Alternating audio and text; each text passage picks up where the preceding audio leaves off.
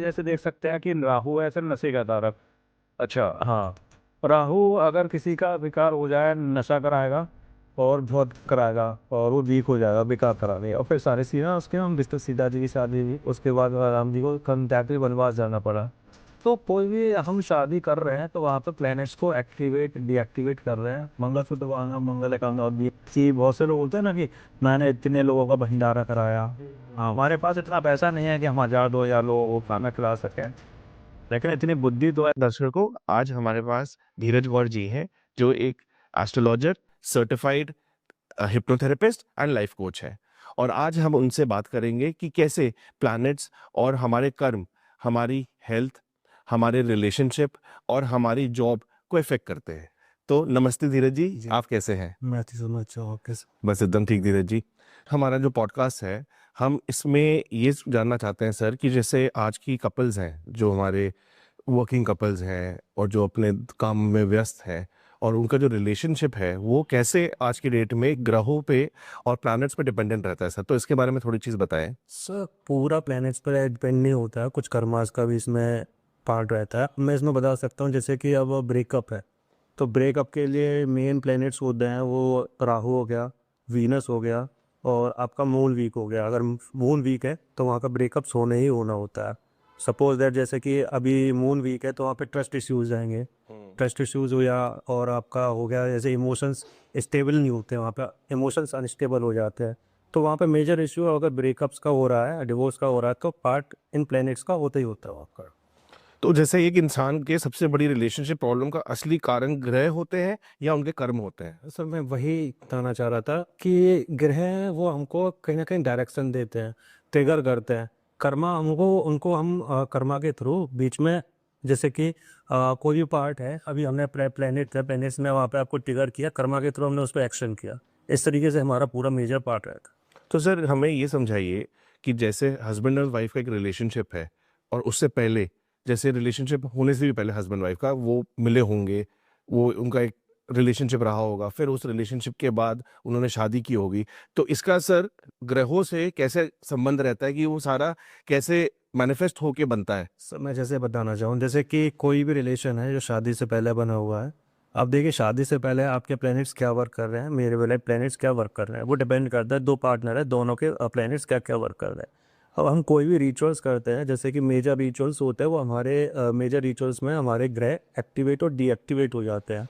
Suppose that आपने देखा होगा, जैसे सुना होगा कि किसी की शादी हुई तो उसके बाद उसकी लाइफ में बहुत ज़्यादा ग्रोथ आ गई, या फिर किसी की लाइफ में बहुत बर्बादी हुई। जैसे बच्चा होता है, बच्चे के बोलते हैं बच्चा हुआ, उसकी है बहुत ज़्यादा ग्रोथ आ गई, कम हो गई।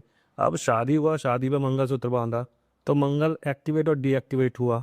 तो अब तो शादी कर रहे हैं, उस टाइम पे हमारे पीरियड में कुछ प्लैनेट्स एक्टिवेट और डीएक्टिवेट होते हैं, जिसके कारण आगे का प्रोसेस चेंज हो जाता है। शादी से पहले क्या देखा होगा, काफ़ी कपल्स हैं शादी से पहले बहुत अच्छे से रह रहे हैं और मतलब मैरिज की है, और लेकिन शादी की, वहाँ पे रिचुअल्स हुए, कुछ प्लैनेट एक्टिवेट और डीएक्टिवेट हो गए, मेजर प्रॉब्लम्स आगे क्रिएट हो गई। तो मतलब कहने का मतलब ये हुआ सर कि प्लैनेट्स गवर्न करते हैं कि आपका रिलेशनशिप कैसे चलेगा। बिल्कुल साथ में कर्मा भी है। अगर आपको जैसे कि प्लैनेट्स है, प्लैनेट्स आपको ट्रिगर कर रहे हैं उस टाइम पे, अगर आप अपने इमोशंस को और उन प्लैनेट्स को अगर रेमेडीज और अपने कर्मा के थ्रू अगर उनको बैलेंस कर लेते हो, देन उसको बचाया जा सकता है। तो जैसे सर, क्या किसी कपल की कुंडली मैचिंग परफेक्ट होकर भी शादी टूट सकती है? बिल्कुल बिल्कुल जुड़ सकती है सर। जैसे कि मैं वही बताना चाह रहा था, कुंडली मैचिंग करते हैं तो हम दो पार्टनर के लिए कंपेटेबिलिटी देखते हैं कि सामने वाला एक दूसरे के लिए है कि नहीं। बट शादी के बाद इंडिविजुअल दशाज भी होती हैं। आपकी इंडिविजुअल दशा क्या चल रही है, मेरी इंडिविजुअल दशा क्या चल रही है, उसके ऊपर डिपेंड करता है कि हमारी डेस्टिनी में हमें शादी रुकेगी या नहीं भी रुकेगी। जब डेस्टिनी की हम बात कर रहे हैं, तो कोई इंसान अपनी डेस्टिनी बदल सकता है या love life written in stone ही होता है?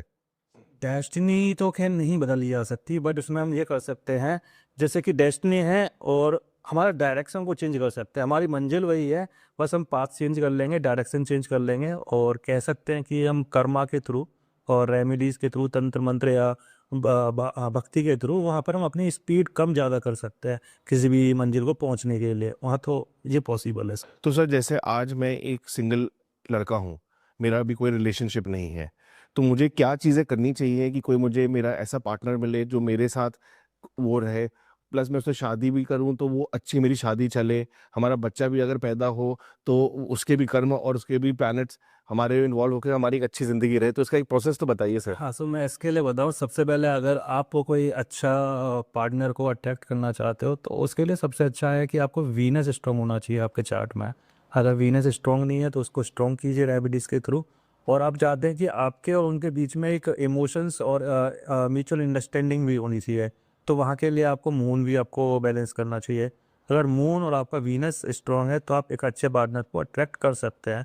आफ्टर देन अगर आप बोलें कि इन फ्यूचर आपको सारी चीज़ें ठीक चाहिए तो वहाँ पे और भी प्लैनेट्स देखने जाएंगे कि आपकी सेवन्थ हाउस आपका ठीक है कि नहीं है, पार्टनर हाउस, सामने वाले का पार्टनर हाउस ठीक है कि नहीं, वो चीज़ अट्रैक्ट करने के लिए वीनस स्ट्रॉन्ग होना चाहिए। तो सर जैसे आप बोल रहे हैं वीनस को स्ट्रॉन्ग करने की रेमेडीज़ हैं, तो उन कुछ रेमेडीज़ के बारे में बताएँ? हाँ, वीनस के लिए सर काफ़ी सारी जैसे कि उनका एक मंत्र है, ओम द्राम द्रीम धूम सा शुक्राय नमः, इसका जाप कर सकते हैं। और जैसे कि वीनस के लिए आप फ्रेगरेंस का अच्छा यूज़ कर सकते हैं, बिना केमिकल वाली अच्छा। इत्र वगैरह होते हैं जो। साफ़ सुथरे कपड़े यूज़ कर सकते हैं, वाइट कलर के कपड़े, पिंक कलर के कपड़े, इस तरीके का यूज़ कर सकते हैं। और लेडीज़ के प्रति सबसे अच्छा वीनस तब होता है सर लेडीज़ के प्रति अगर आप रेस्पेक्ट करते हैं तो। अगर चाहे फिर वो भावनात्मक हो, शारीरिक हो, किसी भी तरीके से हो, अगर आप रेस्पेक्ट कर रहे हो, वीनस आपका स्ट्रॉन्ग है, समझ लीजिए। और आप पता भी लगा लीजिए, बहुत से होते हैं ना देख के इंसान को बता देते हैं कि कौन सा प्लेनेट उसका सही है, कौन सा बेकार है। किसी की कम्युनिकेशंस बेकार है, गाली दे रहा है, समझ लीजिए हाँ बुद्ध बेकार है, उसका कम्युनिकेशंस बेकार है। अच्छा, बुध बेकार है। हाँ ठीक है, अगर सामने वाला लेडीज़ के प्रति सम्मान नहीं रख रहा है, समझ लीजिए उसका वीनस बेकार है। तो इस तरीके से पता भी लगाया है। अच्छा, और से फिर आपने दूसरी बात की थी मून स्ट्रॉन्ग करने की, तो उसकी कुछ रेमेडी सर? मून के लिए सर एक उनका मंत्र चेंज कर सकते हैं, ओम सोमाय नमः। मून के लिए सर हम लोग वाइट कलर का चीज़ यूज़ करते हैं, जैसे कि दूध हो गया, दही हो गया, खीर हो गया। इनका अगर बेकार फल दे रहा है मुंह तो हम उस चीज़ का डोनेशन करेंगे। अगर हम लोगों का उसको स्ट्रॉन्ग करना है तो उन चीज़ों को हम खुद के लिए एक्सेप्ट करेंगे, जैसे कि उनकी चीज़ें धारण कर लेंगे, जैसे पर्ल हो गया, मोती हो गया, वाइट कलर कपड़े हो गए। और सबसे मेन है मून, कह सकते हैं मदर का कारक होता है। अच्छा। अगर आपका मदर से अच्छा रिलेशन नहीं है, समझ लीजिए कि आपका मून बेकार है। और मून को ठीक करने के लिए मदद से रिश्ता काफ़ी ज़्यादा अच्छा होना चाहिए। तो सर 80% ब्रेकअप का जो असली रीज़न है, वो क्या प्लैनेट्स हैं या वो लोग हैं या फिर उनकी ईगो है सर? सर कह सकते हैं कि ईगो, और कह सकते हैं कि प्लैनेट्स। और उसका मेजर प्रॉब्लम, मेजर देखा जाए तो मेजर प्लैनेट्स की बोलता हूँ मैं। प्लैनेट्स ट्रिगर करते ही करते हैं, उसके बाद ईगो। जैसे कि सर कह सकते हैं कि कोई भी रिलेशन को तोड़ने के लिए सिर्फ ईगो काफ़ी है, लेकिन उसको पैचअप कराने के लिए प्लैनेट्स, साइकोलॉजी, काफ़ी चीज़ें चाहिए। मतलब तोड़ना तो बहुत आसान है, छोड़ने के लिए प्लैनेट्स वगैरह सपोर्ट चाहिए। तो वहाँ पर ईगो क्लैशेस, छोटी छोटी चीज़ों पे ये रिश्ता टूट गया। तो मतलब कहने का मतलब आपका ये है कि अगर कोई कपल लड़ रहा है, तो उनके भी जो प्लैनेट्स हैं, वो उस फॉर्म पे हैं कि वो उनको मजबूर कर रहे हैं लड़ने पे? बिल्कुल सर, बिल्कुल सर। जैसे कि मैं बता दूं आपका, जैसे कि कोई भी चार्ट में है, अगर 8th हाउस में मून आ जाए तो वहाँ पर उसका इमोशंस इस तरीके से ट्रिगर होगा कि वहाँ पर वो खुद का, उसका नेचर कोल्ड हो जाएगा। ठीक है ना। किसी का मार्स है, मार्स के साथ अगर मून है और वो वहाँ पर कॉन्फ्लिक्ट कर रहा है, वहाँ पे प्रॉब्लम कर ही रहा है, तो समझ लीजिए वहाँ पर उसके इमोशंस के साथ इस तरीके से प्रॉब्लम होने लग जाएगी, वो सामने वाले के लिए ट्रस्ट इश्यू क्रिएट कर देगा। ट्रस्ट इश्यू हो जाएगा, रिलेशनशिप अपने आप टूट पे। तो सर आप एनर्जी फ्रीक्वेंसी से कैसे पता लगाते हैं कि कोई बंदा सच बोल रहा है या फिर रिलेशनशिप टॉक्सिक है? तो इसमें फ्रीक्वेंसीज का क्या रोल है? सर इसमें कह सकते हैं फ्रीक्वेंसीज के लिए, जैसे कि कोई भी रिश्ता टॉक्सिक के लिए, जब मार्स और मून एक साथ प्रॉब्लम कर रहे हैं किसी के चार्ट में, वहाँ पे टॉक्सिसिटी होती ही होती है। और कोई भी रिश्ता है, अगर वहाँ पे डिवाइन के लिए देख सकते हैं, डिवाइन के लिए अगर कोई भी रिश्ता है जिसमें कि वीनस स्ट्रॉन्ग है, तो वहाँ पर वो डिवाइन एनर्जी में, डिवाइन रिश्ते में चले जाता है। तो जैसे एक पार्टनर का किसी के साथ अफेयर है, तो ये सर क्या कुंडली में पहले से ही लिखा होता है? बिल्कुल सर, कह सकते हैं इसमें जब भी कोई भी प्लैनेट्स में जैसे कि चार्ट है, चार्ट में 5th हाउस हो गया, राहु हो गया, वीनस हो गया, इन तीनों का डिस्टरबेंस होगा तो वहाँ पर पता चल जाएगा आपको। तो सर, तो मतलब शादी से पहले जो हम कुंडली मिलाते हैं, तो उस समय हमें ये भी देखना चाहिए कि इसके आगे जाके कुछ हो सकता है, या ये दोनों साथ में होंगे तो अफेयर होंगे, तो हमें पहले से पता चल जाता है? सब बिल्कुल पता लगा सकते हैं। मेन चीज़ अगर शादी में कुंडली मिलाते हैं तो कुंडली में काफ़ी चीज़ें मिलाई जाती है। ऐसा बहुत से लोग होते हैं कि आज की डेट में कुंडली सिर्फ एक फॉर्मेलिटी के लिए मिला रहे हैं। उनको पहले से ही कंफर्म कर लेते हैं मुझे इसी से शादी करनी है, वो फॉर्मेलिटी कर ली। अदरवाइज़ कुंडली मिलाने के लिए भी बहुत एक प्रोसेस होता है। बुनी नहीं मिलाते, सिर्फ उनके साथ और भी चीज़ें होती है, बखुटी होती है और भी सारी चीज़ें मिलानी पड़ती हैं। वो अगर सारी चीज़ें अगर सही तरीके से प्रोसेस को फॉलो किया जाए तो ठीक है सर। तो उससे हमें ये एटलीस्ट रहता है कि जो हम स्टार्ट कर रहे हैं तो हमें पता है कि जिसके साथ हम शुरुआत कर रहे हैं तो वो आगे जाके हमारे साथ रहेगा कि नहीं रहेगा। सर 80 टू 90% ये प्रॉब्लम तो सॉल्व हो ही जाती है। बची कुछ ही रह जाती है, वो हमारे कर्मास के ऊपर रहते हैं, उसको हम कैसे मैनेज कर रहे हैं। ठीक है ना, अभी आपका सर कोई इमोशनल ट्रिगर हुआ, आपका दशा लगी कि कोई इमोशनल ट्रिगर हुआ, अब मैं उसको बैलेंस करना जानता हूँ। अगर मैं बैलेंस कर रहा हूँ सही से आपके इमोशंस को, तो मेरा रिश्ता चलेगा ना। अगर मैं आपके इमोशंस को बैलेंस नहीं कर रहा हूँ तो रिश्ता नहीं चलेगा उस टाइम पे। पर मैं फिर से एक बार पूछना चाह रहा था आपसे कि आज जैसे मैं एक सिंगल इंसान हूँ, मेरे पास अभी कोई भी नहीं है, मैं अपने माँ बाप के साथ रहता हूँ, और कुछ लोग हैं जो अपने माँ बाप के साथ नहीं भी रहते हैं और वो बाहर काम कर रहे हैं, वो अपने जहाँ काम करते हैं वहाँ पे किसी को मिलते हैं, तो वो क्या क्या चीज़ें ऐसे करनी चाहिए इंसान को, लड़का लड़की दोनों को, कि वो अपना एक रिलेशनशिप स्टार्ट कर पाए और फिर आगे वो शादी कर पाए और अपने आगे बच्चे होने के बाद वो अपना एक जीवन व्यतीत कर पाए एक दूसरे के साथ? सर इसके लिए सर काफ़ी चीज़ें हमें बैलेंस करनी पड़ेगी। सबसे पहले अगर हमको कोई अच्छा पार्टनर अट्रैक्ट करना है तो उसके लिए कम से कम देखना पड़ेगा अपना चार्ट में वीनस स्ट्रॉन्ग हो। हाँ, वीनस कोई गलत ग्रह में नहीं बैठा हो, उसके कोई गलत ग्रह की दृष्टि नहीं पड़ रही हो, ऐसा भी देखना पड़ेगा। दशा महादशा कैसी चल रही है वो भी देखना पड़ेगा। मतलब कहने का अर्थ है कि आपका अगर वीनस स्ट्रॉन्ग है तो एक आप अच्छे पार्टनर को अट्रैक्ट कर पाएंगे। पहली चीज़ ये हो गई। अब सेकंड चीज़ देखनी है कि आपको कि महादशा किसकी चल रही है, अंतरदशा किसकी चल रही है। सपोज दैट जैसे कि राहु है, राहु प्लस वीनस आ जाएगा तो आप गलत इंसान को अट्रैक्ट कर लोगे। आपको वहाँ पर कहीं ना कहीं राहु क्या है, भ्रम का कारक है। आपको लगेगा कि यही पार्टनर मेरे लिए बेस्ट है, आप उसी के लिए पागल हैं, दुनिया को उसकी कमी दिख रही है लेकिन आपको नहीं दिखेगी। तो वहाँ कम से कम ये देखिए कि अगर सिर्फ वीनस स्ट्रांग है, आपका मून स्ट्रांग है, तो आप एक अच्छे पार्टनर को अट्रैक्ट कर रहे हैं। पहली चीज़ ये हो गई। उसके बाद अगर आपको देखना है कि रिलेशनशिप्स को आगे शादी में कन्वर्ट करने के लिए, क्या शादी में कन्वर्ट होगा भी या नहीं होगा, तो वहाँ पर आप अपने 7th हाउस को देखिए। 7th हाउस अगर आपको वहाँ पर बैलेंस में है और आपका 7th हाउस और आपके पार्टनर का 7th हाउस में दोनों में कंफर्टेबली मिल रही है, तो सामने वाला हाँ रिलेशनशिप में कन्वर्ट हो सकता है। ठीक है सर। तो ये तो होगी बात रिलेशनशिप में। अब हम बात आते हैं सर शादी की। जैसे हम ते सुनते जब कोई 2 इंसान शादी करते हैं तो हर चीज़ चेंज हो जाती है। जो उनकी लाइफ़ पहले होती है वो एकदम बदल जाती है शादी के बाद। तो इसमें सर प्लैनेट्स का क्या रोल होता है और कर्मा का क्या रोल रहता है? सर सिर्फ शादी के बाद ही नहीं चेंज होती है। जैसे कि हमारे लाइफ में बहुत मेजर इंसिडेंट्स जो भी होते हैं वो हमारी चीज़ चेंज करते ही करते हैं। अब जैसे कि हमारे घर में जैसे कि शादी होना या कोई भी कोई भी फेस्टिवल्स होते हैं या फिर हम कोई भी रिचुअल्स करते हैं, वहाँ पे प्लैनेट्स को एक्टिवेट डीएक्टिवेट कर लेते हैं, जाने और अनजाने में भी। ठीक है ना। अब सपोज दैट जैसे कि ये शादी हुई है, शादी के बाद एक आपको प्रैक्टिकल एग्जांपल देता हूँ कि राम जी की सीता जी की शादी हुई, उसके बाद राम जी को कंटैक्ट वनवास जाना पड़ा। तो कोई भी हम शादी कर रहे हैं तो वहाँ पे प्लैनेट्स को एक्टिवेट डीएक्टिवेट कर रहे हैं। मंगलसूत्र बांधा, मंगल एक्टिवेट डीएक्टिवेट हुआ। आपका मंगल अच्छा है, एक्टिवेट हुआ, आप शादी के बाद कहीं ना कहीं आप ग्रोथ करेंगे। अभी सपोज दैट कि आपने शादी करी, मंगल खराब है, एक्टिवेट हो गया वहाँ पर, तो शादी के बाद आपका डाउनफॉल स्टार्ट हो जाएगा। ऐसे ही बच्चों का होता है सर। तो ये चीज़ सारी चीज़ तो जैसे हम जो बोलते हैं ये मांगलिक ग्रह है, कि मैं मांगलिक हूँ और पार्टनर मांगलिक नहीं है, तो इसको सर समझाइए कि ये इसमें प्लैनेट्स का कैसा रोल रहता है? मैं बताता हूँ सर। जैसे कि किसी के भी चार्ट में 12th और 1st 4th 7th और 8th हाउस में अगर मंगल बैठा हुआ है तो वो मांगलिक कहलाया जाता है। पहली चीज़ ये हो गई। अगर देखना है तो इस तरीके से देख लीजिए।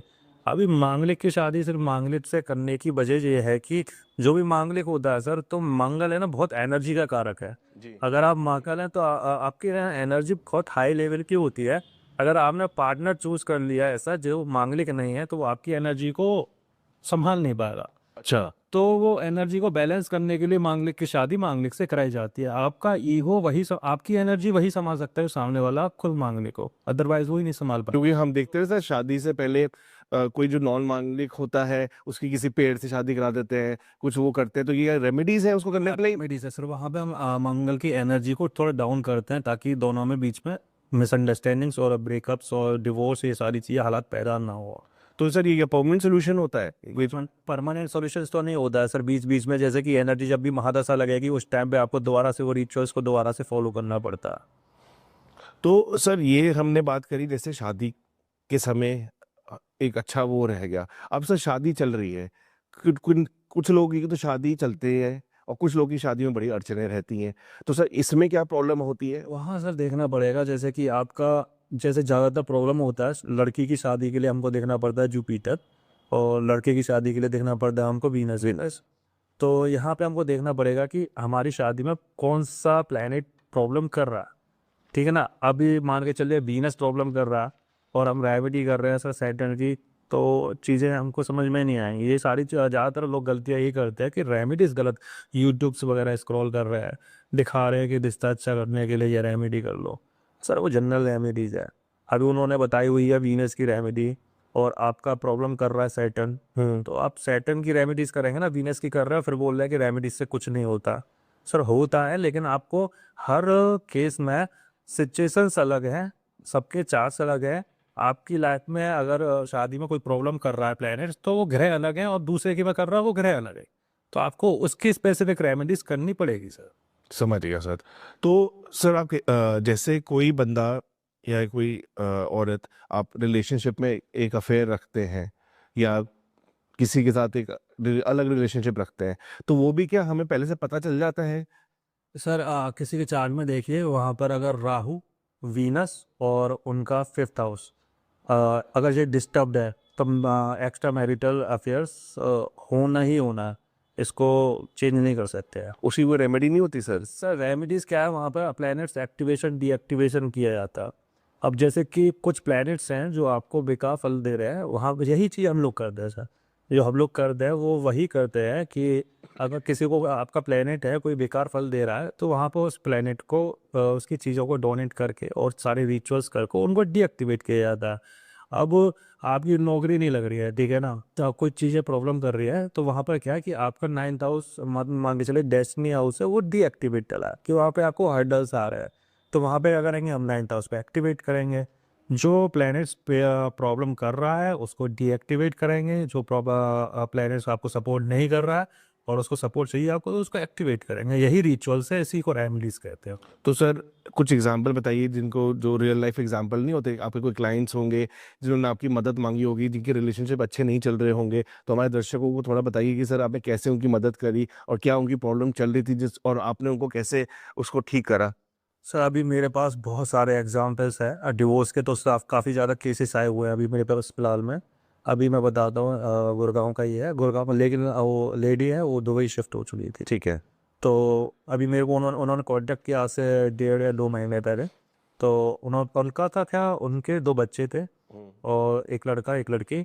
अभी उनका रिलेशनशिप काफ़ी अच्छा चल रहा है, और सोचिए कि उनका बच्चे बच्चे हैं, उनकी एज काफ़ी ज़्यादा है, अच्छा 18+ है दोनों। अच्छा। इतने एज हो चुकी, उसके बाद उनकी लाइफ में, मैरिज लाइफ में प्रॉब्लम आना स्टार्ट हुई है। अच्छा सोचिए कि बहुत से होते हैं ना कि शादी के साल 2 साल बाद, मतलब ये आप बता रहे 18 साल के बच्चे तो 20 साल से ऊपर की तो शादी होगी होगी। इसके बाद की प्रॉब्लम आ रही है, और उनका हस्बैंड बोल रहा है कि डिवोर्स दूंगा ही दूंगा, कोई मतलब कोई और चांस ही नहीं है। और उन्होंने कॉल किया था, तो वो डिस्टर्ब थी, मेंटली डिस्टर्ब है, और मतलब काफ़ी ज़्यादा प्रॉब्लम रहती है, मैं बता ही नहीं सकता। तो अब उन लोगों ने प्रॉब्लम क्या थी कि वो उससे पहले वो पैसे को काफ़ी वेस्ट कर चुके हैं, तो किसी जगह जाके तांत्रिकों के पास यहाँ वहाँ जाके। तो अभी उन्होंने मेरे से बात की, तो हाँ कहीं ना कहीं उन्होंने मेरे पे भी डाउट किया हुआ था। मैंने उनको समझाया, बताया, और कुछ रेमेडीज, कुछ चीज़ें कराई। बहुत सारी चीज़ें थी वहाँ पे, रेमेडीज से सॉल्व नहीं हो रही थी सर जी। रेमेडीज है थोड़ा सा स्लो वर्क करती है, कंसिस्टेंसी मांगती है, सारी चीज़ें मांगती हैं, तो वहाँ पर थोड़ा एक्स्ट्रा एफर्ट्स होते हैं, जैसे कि रिचुअल्स होते हैं, पूजा विधि होती है, डायरेक्टली आपको कंसिस्टेंट वे में करनी पड़ती है। अच्छा वहाँ उनको बैलेंस करना, उसके बाद वहाँ बैलेंस करते करते भी मेरे को टाइम लगा, वहाँ पे चीज़ें बैलेंस नहीं हो रही। उसके बाद फिर मैंने उनके पति का चार्ट देखा, वहाँ उनके पति के चार्ट में क्या प्रॉब्लम आ रही है उसको दूर किया।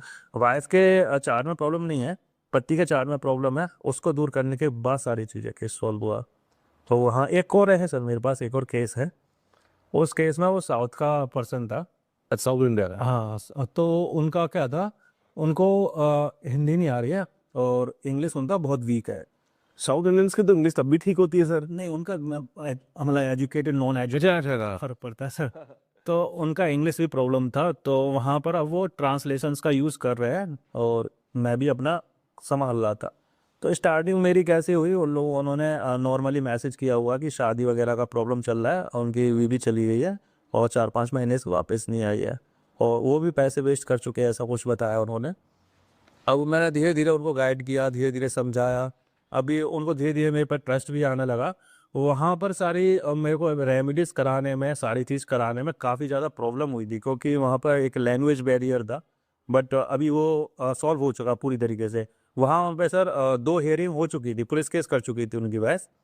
तो 2 हियरिंग हो चुकी थी। 3rd हियरिंग लास्ट ईयर ही थी। अगर उस हियरिंग में उनके फ़ेवर में केस नहीं जाता तो पॉसिबल नहीं था। वहाँ पे हियरिंग भी उन्होंने केस वापस भी लिया। अच्छा, एग्री भी हुई। तो वो केस मेरे लिए बहुत ज़्यादा, क्योंकि वहाँ पे लैंग्वेज बैरियर और उसको हील कर पाना बहुत ज़्यादा टफ था, लेकिन हाँ हुआ।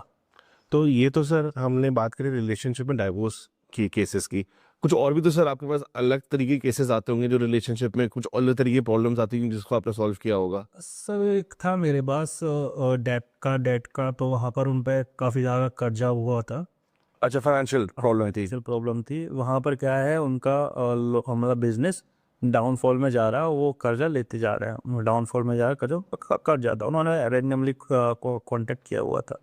उन्होंने मुझसे डायरेक्टली पहले ही बोल दिया कि मेरे पास पैसा नहीं है देने के लिए, मैं पहले से ही कर्जे में हूँ, अगर हेल्प कर सकते हो बता दो, अगर मैं थोड़ा भी प्लस में आता हूँ मैं आपको आपके जो भी चार्जेस होंगे दे दूंगा। अभी मेरे को पता है कि मेरे को अपनी जेब से तो कुछ देना नहीं है, सिर्फ रेमेडीज देनी है और गाइडेंस देना है।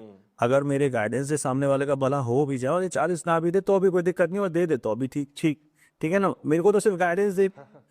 तो मैंने उनको कुछ रेमेडीज दी थी। वो पहले उनका चार्ट देखा। सर सबसे ज़्यादा गलती क्या होती है, जैसा कि मैं आपको एग्जाम्पल देता हूँ एक। आपने मकान बनवाया, मकान के लिए आपने डेट लिया, कर्जा ले लिया, लोन लिया, तो मकान कंस्ट्रक्शन हो गया, कंस्ट्रक्शन का कर्जा हो गया शनि का।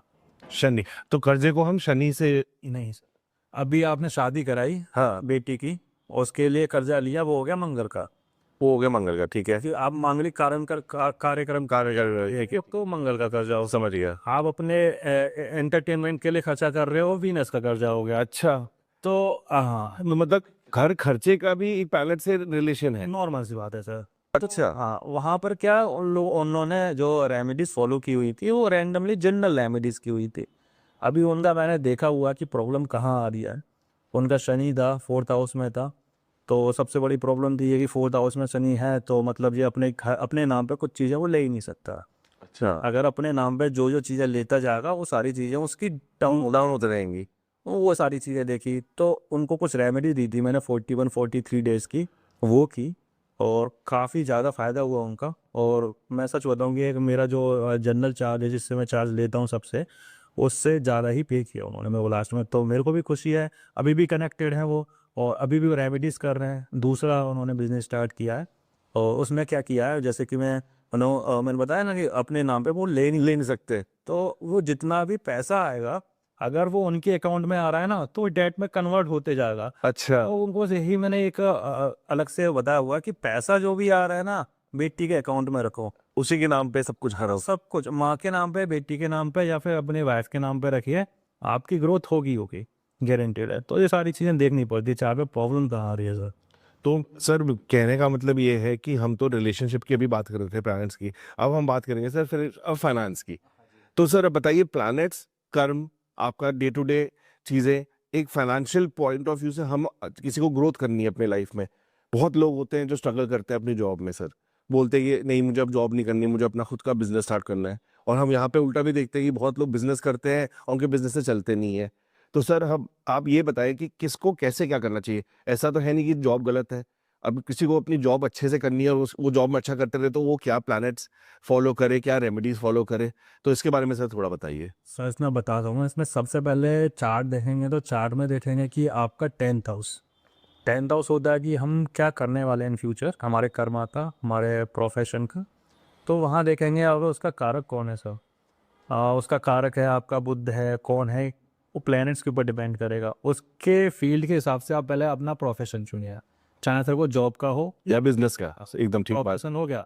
अभी आप देखिए बिजनेस का कारक होता है वो होता है सर बुध, कम्युनिकेशंस का, वाणी का, और बिजनेस का कारक होता है बुध। अगर आपका बुध चार्ट में कमजोर अवस्था में बैठा हुआ है या कोई भी नीच ग्रह से पीड़ित है, वहाँ पर आपका बिजनेस चल ही नहीं सकता, पॉसिबिलिटी नहीं है। तो वहाँ पर सबसे पहला देखना पड़ेगा, अगर आपका बुध अच्छा है तो बिजनेस कर सकते हैं, बुध वीक है तो बिजनेस कीजिए ही नहीं। सेकंड चीज़ हो गई आपका सिक्स्थ हाउस। अगर आपका सिक्स्थ हाउस मजबूत है, सिक्स्थ हाउस होता है सर नौकरी का होता है, कर्ज का होता है, रोग का होता है, इन चीज़ों का, शत्रु का भी होता है। तो वहाँ पर अगर आपका सपोज दैट कि सिक्स्थ हाउस मजबूत है तो आपका जो 80% पैसा है वो आपका जॉब से ही आना, वहाँ पर आपको जॉब क्विट नहीं करनी है, मतलब आपका लाइफ में जॉब से आपको स्टेबिलिटी मिलेगी। और इसमें देख सकते हैं सर जैसे कि आपको बिजनेस भी करना है और आपको फॉरेन के साथ करना है या फिर इंडिया में रह के ही करना है, वो सारी चीज़ें आपको 12th हाउस से देखनी पड़ेगी। अच्छा 11th हाउस भी देखना पड़ेगा। तो अगर उसको आप एक्सपेंड करते जाएंगे तो और भी चार्ट्स का और भी ग्रहों का और भी हाउसेस का सहारा लेना। क्योंकि फिर सर उसमें तो फिर ये भी आ जाता है। अब जैसे हमें तो ये देखा शुरू से कि 11वीं 12वीं कक्षा में कोई लड़का या लड़की गई, सबसे पहले बोलते इंजीनियर डॉक्टर बन जाओ, कोई बिजनेस की तो बात ही नहीं करता। अच्छा जो बिजनेस फैमिली वाले हैं, जो पुराने बिजनेस वाले चल रहे हैं, वो जॉब की बात नहीं करते, वो बोलते नहीं मेरा बच्चा तो बिजनेस में ही जाए।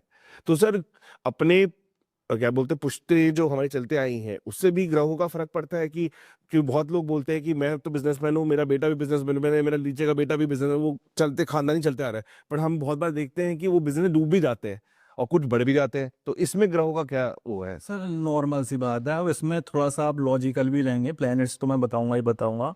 हमारा जन्म होता है उस टाइम पे हमारा डीएनए हमारा चार्ट होता है। जी अभी हम अपना डीएनए जो चार्ट लेके आते हैं वो हमारे पेंडिंग कर्मास के ऊपर है। जो मेरा जैसे कि धनु राशि है तो मेरे को धनु राशि में ही क्यों पैदा किया गया, हाँ। वो हमारे पेंडिंग कर्मास के ऊपर डिपेंड करता है। अभी मेरे पेंडिंग कर्मास में जैसे कि मैंने कुछ कर्मा किए हुए हैं और वहाँ पे मेरे को इसको कर्मा को कंटिन्यू होता है। जैसे कि एक एग्जांपल देता हूँ, ऋषि मुनिया होते हैं, वो अपना मतलब अच्छा मेडिटेशंस करते हैं और पहले आते हैं पूजा पे। तो वहाँ पर 100 साल और 150 साल ऐसा सुना होगा आपने, और करते करते भक्ति करते करते वो शरीर को त्याग दे। जी अभी आप ये सोचिए उनमें इतना ज्ञान होता है तो वो ये नहीं सोचते कि अगर मैं करते करते खत्म हो गया तो मेरी ये तो व्यर्थ चली जाएगी। उनको पता है कि शरीर छोड़ दूंगा और जहाँ जहाँ भी जाऊंगा नजारे में वहां से ये चीजें कंटिन्यू कंटिन्यू होती है। तो उनको पता है। इसी तरीके से जैसे कि मैं जन्म ले रहा हूँ, मुझको पता है कि अगर मैं एक मिडिल क्लास में ले रहा हूँ जहाँ मेरे को स्ट्रगल करना है तो मेरे कर्मा कहीं ना कहीं वहाँ पे मैंने ऐसे किए हुए हैं कि मेरे को वहाँ पे जाके स्ट्रगल करना ही पड़ेगा। अगर मेरा कर्मा कुछ ना कुछ ऐसा किया हुआ है मैंने इन पास्ट में कि हाँ मेरे को सिर्फ बिजनेस और बैठी बिठाई की इनकम मिल जाएगी, तो वहाँ मेरे चार्ट्स में प्लैनेट्स भी वैसे ही बैठे होंगे और मेरा जन्म भी फिर वैसे ही घर में होना है। तो चार्ट्स में प्लैनेट्स भी वैसे। उसमें जैसे हम बात करते, जैसे आपने एक बात करी कि किसी के पुराने कर्म होंगे तो वो अभी पैदा हुआ, तो आगे कि वो उसको फिर आगे वैसे ना हो कि स्ट्रगल ना हो, तो उसको इस जन्म में तो अच्छे कर्म करने पड़ेंगे ना। बहुत लोग वो करते नहीं है, वो बोलते हैं तो मेरा तो किस्मत में ये है, मैं करूंगा नहीं, तो वो एक अपने दिशा से निकल जाते हैं कि वो लगे रहते हैं कि नहीं हम तो नहीं होना, तो वो तो आगे के कर्म भी खत्म कर रहे हैं अपने। बिल्कुल सर, बिल्कुल कर रहे हैं। वही तो एक हमारी समझ है जो आज आज की डेट में जो प्रेमानंद महाराज है और सारे साधु संत हैं वही चीज़ें बता रहे हैं कि जो आपने पीछे किया वो तो किया ही किया, अभी के लिए सुधार लो ताकि इन फ्यूचर ठीक हो जाए। अभी बहुत सी चीज़ें देखी हैं। एक मेरे से क्वेश्चन आया था, कल परसों का एक क्वेश्चन है।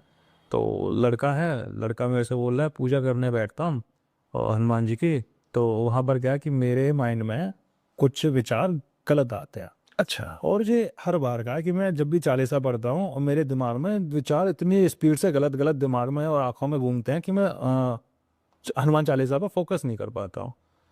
तो ये ज़्यादातर लोगों की मेजर प्रॉब्लम है कि जब भी पूजा पाठ के लिए बैठेंगे तो विचार या फिर कुछ अलग तरीके की तस्वीर दिमागों में घूमती हैं। तो वहाँ पर सिर्फ इतना ही है सर, जैसे कि हम कभी भी कोई भी अच्छा कर्म करने जा रहे हैं वहाँ पर हीलिंग का प्रोसेस है वो, वहाँ हम पूजा कर रहे हैं तो वहाँ पर जैसे देखा है ना सर, कोई भी अगर आपके फ़ोन में गलत वीडियोस या कुछ और भी ऐसा फोटोज हैं और उनको डिलीट करना है तो उनको एक बार देखना पड़ेगा। हाँ वो डिलीट का प्रोसेस है, जी जी जी वो वहाँ पर आपके डिलीटिंग का प्रोसेस है। जैसे जैसे आप पूजा करते जाएंगे वो विचार तो आएंगे, तो डिलीट करने के लिए सर वो एक बार तो आएगा ना सामने, जी वो डिलीटिंग का प्रोसेस होता है। ओके आप उसको कंटिन्यूस अगर कर रहे हो तो वो आपका डिलीट होता जाएगा। कुछ समय बाद वो विचार आना ही बंद हो जाएंगे। ये बिल्कुल प्रैक्टिकल बता रहा हूँ मैं, ऐसा नहीं है कि बिल्कुल प्रैक्टिकल चीज़ है, और बहुत लोगों के साथ ऐसा होता था। बताया, उन्होंने कंटिन्यूस नाम जाप किया या हनुमान चालीसा करी, विचार बंद हो। तो सर जैसे आप समझे कि कोई इंसान को कम टाइम में पैसे कमाने हैं, तो लोग तो लॉटरी, ये सट्टा, ये सब कुछ करते हैं। बट ये सर बड़े शॉर्ट टर्म सोल्यूशन होते हैं। आपको पता होगा कि मेरे ख्याल से 90% लोग तो इसमें डूब ही जाते हैं। सही। अच्छा, वैसे ही सर लोग शेयर मार्केट में लगाते हैं पैसा, बट शेयर मार्केट भी हर बंदे की बस की नहीं होती। तो सर कुछ ऐसे रेमेडीज हैं या कुछ हमें अपना प्लैनेट्स का वो देखना चाहिए, और कैसे हम शॉर्ट टर्म पे एक अच्छा पैसा कमा पाए, कि एक अच्छी जीवन व्यतीत कर पाए, तो इसका कुछ बताइए सर। ज़रूर है। अभी शॉर्ट टर्म पैसा उसका कारक मान लीजिए राहु है, और अच्छा। कोई है ही नहीं। अभी शॉर्ट टर्म पैसा आपको जो कि अनकाउंटेबल होता है वो राहु ही दे सकता है। अब जैसे कि मैं आपको 2 एग्जांपल दे रहा हूँ कि पैसा शनि भी बहुत देता है, वो पीढ़ियों तक चलता है, 6 पीढ़ी 7 पीढ़ी पीढ़ियों तक चलता है। अच्छा। और राहु देता है वो शनि से ज़्यादा देता है। अब दोनों में अंतर क्या है वो पहले चीज़ बताता हूँ मैं। अब शनि है ना, शनि को समझ लीजिए सीए। अच्छा। हाँ, ये समझ लीजिए अभी आपके पास जो लोग हैं ना, जो एक एक पैसे का हिसाब रखते हैं, उनको पता है मेरे अकाउंट में इतने रुपए, इतने पॉइंटों में इतने पैसे, मेरे पॉकेट में इतने पैसे हैं। जो पैसा हिसाब से रख रहा है, काउंट कर रहा है, काउंट करके रख रहा है, और उसके लॉकर में कितना पैसा उसको पता है। समझ लीजिए वो शनि का पैसा, क्योंकि मसीह है, उसको एक एक पैसे का हिसाब। हिसाब है। जिसको पैसे का हिसाब नहीं है वो राहु का पैसा। समझिए। अब समझ लीजिए कि जैसे कि मेरे अकाउंट में कितने पैसे आए, मैंने कितने पे किए, मेरे पर्स में कितने पैसे, वो राहु का पैसा हो गया। अभी आपको बहुत ज़्यादा पैसा चाहिए तो वहाँ पर राहु ही दे सकता है। अब जैसे कि अब देखा जाए कि राहु आपका कैसे पता चलेगा कि भाई वो राहु देने वाला भी है या नहीं देने वाला। तो राहु आपका 3rd हाउस में, 6th हाउस में या 11th हाउस में है, तो समझ लीजिए वहाँ पर पैसा आपका राहु दे देगा अच्छा खासा। फिर उसमें भाई वो भी देखना पड़ेगा आपका कि महादशा कौन सी चल रही है, अंतरदशा कौन सी चल रही है।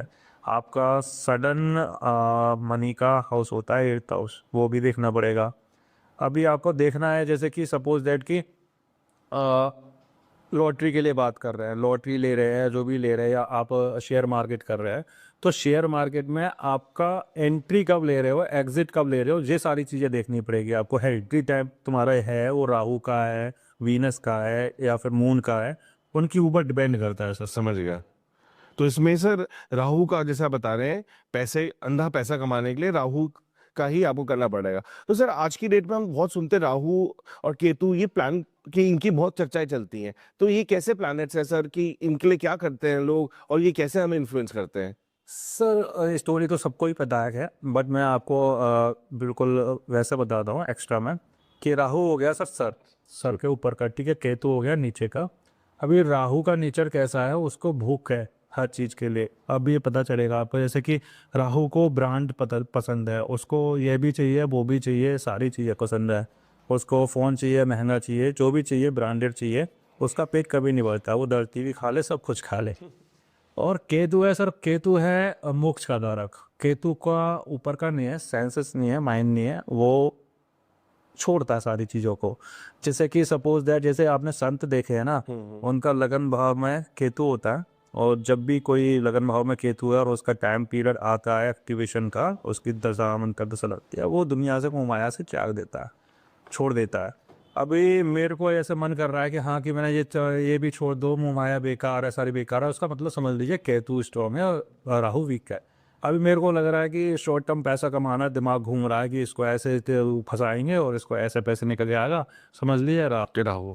तो राहु का है कि हाँ, शॉर्ट टर्म पैसा कैसे आए, लोगों को कैसे इन्फ्लुएंस करें, मैनिपुलेट कैसे करें, वहाँ पर राहु होता है। राहु देखा जाए, जैसे कि देखा ना, बड़े बड़े पैसे वाले हैं ना, पॉलिटिशियंस हैं, जाते हैं और बहुत अच्छी स्पीच दे रहे हैं और लोगों को इन्फ्लुएंस कर रहे हैं। तो वहाँ पे 2 क्लाइमेट्स देख लेते हैं। एक तो राहु हो गया कि वो इन्फ्लुएंस कर पा रहा है, मैनिपुलेट कर पा रहा है। दूसरी चीज़ सर, मैंने आपको कम्युनिकेशंस का बताया था, बुद्ध देखें, अगर उनका बुद्ध अच्छा है और राहु अच्छा है, तो मतलब वो बातों से ना वो दुनिया बेच, इसे भी मोह कर हाँ, सकते हैं। दुनिया को बेच सकता है। तो ऐसी चीज़ें देखी जाती है। और राहु के बारे में जैसे देख सकते हैं कि राहु है सर नशे का कारक।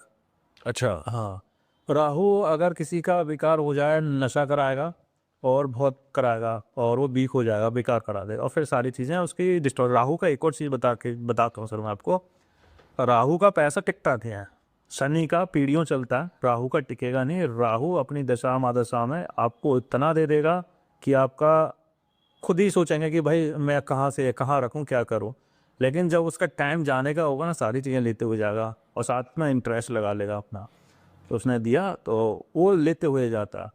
तो यहाँ पर ये चीज़ देखनी है हमको कि राहु के टाइम पीरियड में हम राहु से पैसा तो लें, लेकिन उसको गलत चीज़ों के साथ, जैसे कि हम नशा ना करें और सारी चीज़ें ना करें, तो वो सारा पैसा आपका टिकता भी है। अच्छा, उसकी कोई रेमेडी है सर? हाँ सर, जैसे कि मैं रेमेडीज़ के लिए इतना बता सकता हूँ। राहु के लिए सर ओम रावे नमा का मंत्र चेक कर सकते हैं, सबसे अच्छी है। शिव जी हैं, जब राहु उनका सर कटा था सर, तो शिव जी ने ही उनको शरण दी थी, तो शिव जी की अगर उपासना करते हैं तो राहु कंट्रोल में रहता है। फिर तीसरी चीज़ हो गई सर, जैसे कि नशे से दूर रहें। अगर नशे का आप सेवन कर रहे हैं, कोई किसी भी चीज़ का एडिक्शन कर रहे हैं, तो वहाँ पर आपका राहु थोड़ा वीक होता जा रहा है। तो मेन चीज़ है कि अगर आपको नशे से दूर हैं और इन चीज़ों ऐसे फ्रॉड वगैरह नहीं कर रहे हैं, तो आपका राहु अच्छा फल देगा ही देगा। उस टाइम पीरियड में अगर आपका राहु अच्छा बैठा हुआ है और दशा महादशा चल रही है और आप राहु को बैलेंस करके चल रहे हैं, तो उस टाइम पे आपका पैसा काफ़ी अच्छा बनेगा सर। क्योंकि आजकल हम बहुत सुनते हैं सर मूलांक 4, तो मूलांक 4 राहु का वो होता है, तो ये हर नंबर का कुछ ना कुछ रहता है सर? हाँ सर, जैसे कि अभी हमारी जो ईयर चल रही है 2025 9, ठीक है, इसमें क्या है, मंगल का ईयर हो गया, 2026 है, ये सूर्य का ईयर आ गया। और सूर्य अब जैसे कि सिंह राशि का है, ठीक है ना। अब ये 2026 में जिनका भी सूर्य बलवान बैठा हुआ है, सूर्य अच्छा है, उस टाइम पे 2026 में काफ़ी ज़्यादा ग्रोथ करने वाले हैं।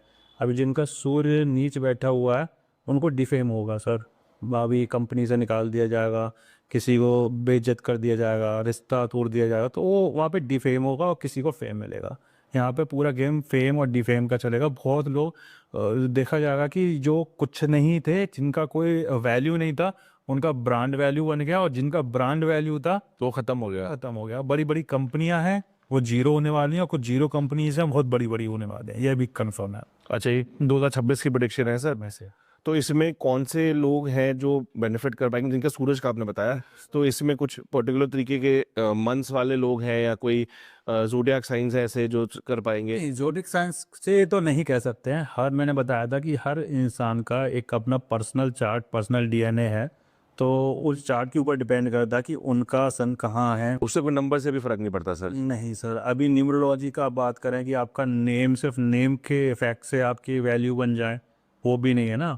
डीएनए आपका क्या कह रहा है, फिर आपके कर्मा क्या कह रहे हैं, आप क्योंकि आजकल सर सब लोग यही बोलते हैं कि तुम्हारा ये डेट ऑफ बर्थ है, इस डेट ऑफ बर्थ से तुम्हें ये रूल करता है, सब कुछ उसी से चल जाता है। नहीं सर, न्यूमरोलॉजी बहुत अच्छी चीज़ है, कैलकुलेशन अच्छी चीज़ है, कैलकुलेशन से बता सकते हैं, पर सिर्फ आप डेट ऑफ बर्थ से अगर किसी की प्रिडिक्शन कर रहे हैं, वो सर पूरी सही नहीं हो सकता। कोई हमें हमें भी ये लगता है सर, बहुत लोग ना इस चीज़ में कंफ्यूज हो जाते हैं। लोग सोचते हैं कि चलो मैं तो नंबर 1 हूँ, तो मैं तो रूल ही करूंगा, मैं सबसे, कि 1 नंबर है तो मतलब नंबर 1 ही रहेगा, ऐसा कुछ मुझे तुम पर्सनली हमें भी लगता है कि इसमें और भी चीज़ें होंगी। बिल्कुल सर। जब आप पैदा होता है, आपकी कुंडली है, जो आपका चार्ट है, उसमें भी होता है, नंबर भी प्ले करता है, टाइम ऑफ बर्थ भी प्ले करता है, हर चीज़ प्ले करता है। वो साहब, जैसे कि सर नंबर 1 है सूर्य, मान लीजिए, ठीक है, अभी सन है, अभी आपको सोच रहे हैं आपका सन कारक है, तो मैं लाइफ में बहुत अच्छा सन की तरह चमकूंगा, जिंदगी में बहुत कुछ। सो के उठ रहे हैं 12 बजे, हाँ, जिंदगी में अगर सो के 12 बजे उठ रहे हैं, अच्छा नंबर 1 है, तो वो पॉसिबिलिटी नहीं है। सिर्फ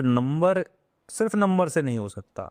नंबर से आपकी प्रिडिक्शन की जा सकती है, उसमें भी आपकी सारी चीज़ें देखनी पड़ेगी कि आपका ऐसे कि भाग्यांक क्या है, मूलांक क्या है, आपकी सारी कैलकुलेशन के बाद सारे प्लैनेट्स देखने पड़ेंगे, उसके बाद सारी आप प्रिडिक्शन कर सकते हैं। आप सोचे सिर्फ मेरा भाग्यांक 4 बनना है या 5 बनना है तो मैं ये कर लूँगा, वो पॉसिबिलिटी नहीं है। तो सर एंड में मैं ये जानना चाहता हूँ कि आप एक इंसान को आज के दिन में, जैसे आप बताते ना कि कलयुग के टाइम पे हम लोग हर चीज़ में लगे हुए हैं, भाग दौड़ में लगे हुए हैं, सबसे पहले इंसान को क्या करना चाहिए कि वो एक अच्छी ज़िंदगी बिता पाए, एक अच्छा लाइफ लीड कर पाए, और उसके लिए क्या कुछ एक इंस्टेंट रेमेडी हर बंदे के लिए, जो कुछ तो किसी से स्टार्ट कर पाए? जैसा आप बताते हो कि हर की डीएनए चार्ट अलग है, पर हर को देखना बड़ा मुश्किल है, पर हम तो चाहते हैं कि लोग आपकी वीडियो से एटलीस्ट कुछ तो शुरुआत करें। सर मैं कुछ चीज़ों के लिए अलग अलग तरीके से बताना चाहूँगा इसमें। जैसे कि अगर कोई इंसान अपने रिलेशनशिप को ठीक करना चाह रहा है, चाहे वो शादी से पहले का हो, शादी से बाद का हो, वहाँ पर एक ही चीज़ है, मून। बहुत से लोग बोलते हैं सर वीनस है, वीनस कारक है और ये कारक है शादी के बाद, शादी का या प्यार का। वहाँ पर मैं आपको बता दूं कि मून है सर, मून है आपका पेट्रोल। वीनस प्यार दे देगा लेकिन चलाएगा मून। तो अगर आपका मून अच्छा है, स्ट्रांग है, आपका समझ लीजिए रिलेशनशिप स्टेबल रहेगा, मून स्टेबल रहना चाहिए। तो मैं तो बोलूँगा कि अगर आपको रिलेशनशिप अगर अच्छा रखना है इन फ्यूचर, चाहे वो शादी के बाद का, तो आप मून को स्ट्रांग रखिए। पहली चीज़ ये हो गई।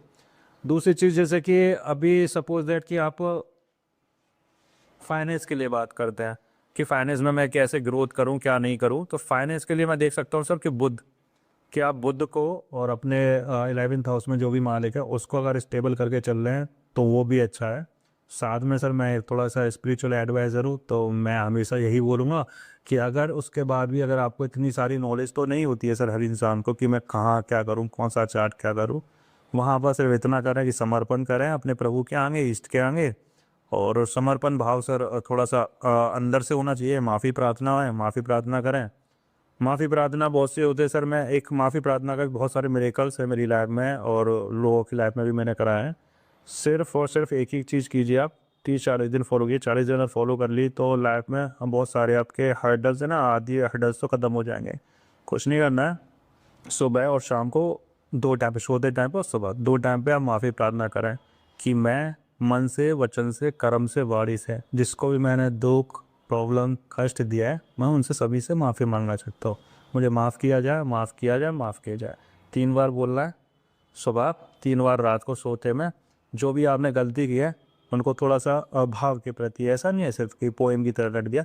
अगर आप इसको 30-40 डेज कर रहे हो, मैं गारंटी दे रहा हूँ बहुत सारी चीज़ें हैं ना जो आपने गलत कर दी हैं इन पास्ट में, वो सारी हील होती है और आपकी लाइफ अच्छी होने लगती है। ये कर सकते हैं लाइफ को मतलब एक पाथ देने के लिए। अगर आप समझ रहे हैं कि भटक गए हैं तो उसके लिए एक और चीज़ कर सकते हैं, जैसे कि ना शुरुआत कर सकते हैं। लाइफ में कर्जा बहुत है, बीमारियां घर में बहुत आ रही हैं, मतलब बहुत सारी चीज़ें बिगड़ रही हैं, तो वहाँ पर एक छोटी सी रेमेडी है, इंसान को अजीब लगेगी बट प्रैक्टिकल रेमेडी बता रहा हूँ। सतनजा होता है सर, वो 7 तरीके का अनाज होता है, और या फिर वो आटे को भूज दीजिए और उसमें शक्कर, जैगरी पाउडर मिला लीजिए इस तरीके से, और वाइट तेल होता है, वाइट तेल और ब्लैक तेल मिला लीजिए, उसको मतलब खाना टाइप का बना लीजिए। अभी उसको ना चींटियों को खिलाना होता है। अच्छा। 43 डेज खिलाना होता है, उसको कंटिन्यू करो, आपके लिए अच्छा। अगर इतना करा आपके लिए, स्टार्टिंग यही बहुत है। अगर आपको कोई भी डायरेक्शन नहीं मिल रहा है, आप कोई चार्ट के बारे में नहीं पता आपको या किसी के बारे में नहीं पता, इतने से स्टार्ट कीजिए, डायरेक्शन खुद मिल जाएगी और घर में जो बीमारी है वो हील होने लग जाएगी, और आपको कर्ज है उसके लिए कहीं ना कहीं डायरेक्शन मिलने लग जाएगा। कहने का मतलब यह है कि आपको कोई भी एस्ट्रोलॉजिकल नॉलेज नहीं है या कुछ भी नहीं है, सिर्फ और सिर्फ इतना कीजिए, इसी से काफ़ी सारी चीज़ें आपकी हील होने लग जाती है। और सर लास्ट में जैसे किसी को हेल्थ प्रॉब्लम्स है तो उसकी भी कोई रेमेडी है? हेल्थ के लिए तो मैं बता रहा हूँ, वही चीज़ बताने जा रहा था। ये मैंने आपको चीटियों वाला बताया था, इसमें एक काम कर सकते हैं, ये नारियल होता है, जी। और नारियल में आप छोटा सा होल कीजिए और उसमें यही मैंने बताया आटा वाला, वो आपको फिल कर लेना है। फिल करने के बाद आपको एंटी क्लॉक अपने सर से, अच्छा। एंटी क्लॉक वाइज घुमाने को लाइए, नारियल को सर पर सर के पास रख के सो जाइए। सैटरडे की सुबह मॉर्निंग में उसको फिल कीजिए आटा और पंजीरी बना के, और उसको जैसे कि पेड़ है जहाँ चींटियाँ वगैरह रहती हैं उसको दबा के आ जाइए। अभी जो दबा लेते हैं ना, तो चींटियों का वो खाना और कीड़े मकोड़े होते हैं, उनका खाना सर वो कम से कम महीने भर चलता है। अच्छा। अब आपको एक छोटी सी नॉर्मल सी, सबको पता है, एक नॉलेज एक बता रहा हूँ कि बहुत से लोग बोलते हैं ना कि मैंने इतने लोगों का भंडारा कराया। हाँ, हमारे पास इतना पैसा नहीं है कि हम 1000-2000 लोगों को खाना खिला सकें, लेकिन इतनी बुद्धि तो है कि 1000-2000 चींटियों को खिला सकें। तो उस बुद्धि का सही प्रयोग करेंगे। जैसे कि सर मेरी आत्मा और कोई भी जानवर की आत्मा सेम है, ठीक है ना, बॉडी शेप अलग है, सेम है। जितनी मेरी वैल्यू है उतनी ही उसकी वैल्यू, बस हम आपस में करें या ना करें, आत्मा की स्पिरिट की वैल्यू वही है। अभी मैं हूँ, मैं मेरे को अगर कोई खाना खिलाता है, हम एक दूसरे को किसी पे एहसान कर देते हैं, एक बार के लिए इंसान धोखा दे सकता है, इंसान आपको हो सकता है कि आपको आपके एहसान को ना माने, लेकिन जानवर है ना, मेहनत कर रहा है। चींटियां हैं जो खाने के लिए पूरे दिन रात घूम रहे हैं, अगर आप उनको खाना डाल रहे हैं ना कहीं आपको से दुआई देगी, और वो आपके लिए भंडारा ही है। आपने 5,000 चींटियों को खिला दिया तो मतलब 5,000 आदमियों को खिला दिया, 5,000 हाथियों को खिला दिया, सेम प्रोसेस है। तो ये चीज़ सर बड़ी ही अच्छी लगी सुनने को कि लोग बस बात करते हैं कि लोगों को खिलाने का, और इसका आपने सबका ये बताया है कि अंदर से जो आत्मा है सबकी सेम है। तो आप किसी को भी खिलाएं इस धरती में, आप सबको एक बार में खिला रहे हैं। मैं इंटेंशन नहीं है ना सर खिलाने का। इंसान को चाहिए कि मेरा, पता है यहाँ पर क्या चाहिए इंसान को, मैं खिलाऊं और लोग मेरे वाहवाही करे, वही करे। जी जी। तो बस वो इंसानों को खिलाने से ही हो रही है। अगर आपको फेम वगैरह नहीं, अपनी लाइफ में कुछ करना है, बहुत अच्छा आसान रास्ता है, हील हो जाएगा। तो बहुत अच्छा लगा धीरज जी, आपसे इस बार बहुत सारी चीज़ें सीखने को मिली हैं कि कैसे प्लैनेट्स और कैसे हमारे कर्म, हमारे रिलेशनशिप्स, हमारी फाइनेंशियल, हमारी बिजनेस, हमारा जॉब और हमारे हेल्थ को इफेक्ट करता है। सो हमें लगता है कि हमारे दर्शकों को कुछ नया सीखने को मिला आपके रेमेडीज से।